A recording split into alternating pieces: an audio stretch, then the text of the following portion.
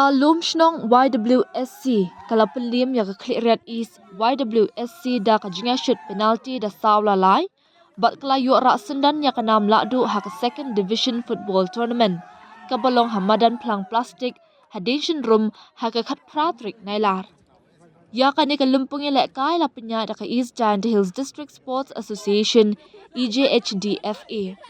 haka ni ka jinga kun final kat kum ka puar ka balabu ka jinga khun kalawai klam dan manu bayop pen ki jar hadien belara ya ka jinga lek kai sha extra time ka jinga khun kalakut da ka baya khat dei ha ka jinga shoot penalty ka Lumshnong kala la ban pentam ya ka Clear da sawla lai ka bala biang pura ya ka ban ra ya ka nam lahduh baro arteli kini ki kinhun ha ka ayom lek kai ka ban wan kin ya lek kai no ha ka first division football tournament Uskembor lang rupai ka Lumshnong ula Korea ka player of the match kanam top scorer arlang ki setengah Clear West FC best goalkeeper Bobbyson Nong Tedu Lumshnong YWSC but ya ka player of the tournament la Korda Rida u rupai Lumshnong YWSC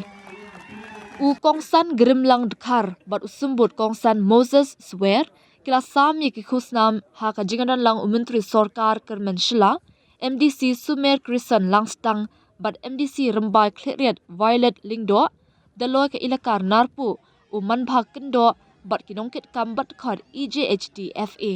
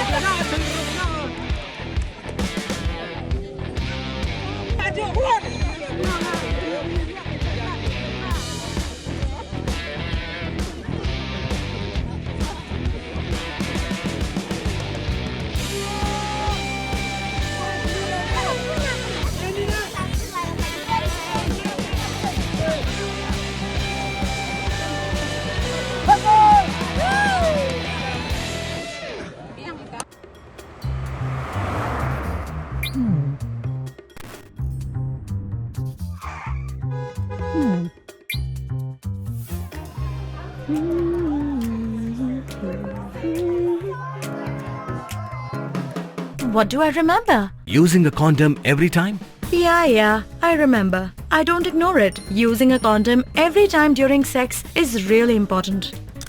Wow, Ria is smart. Life will be safe for sure when condom is used always.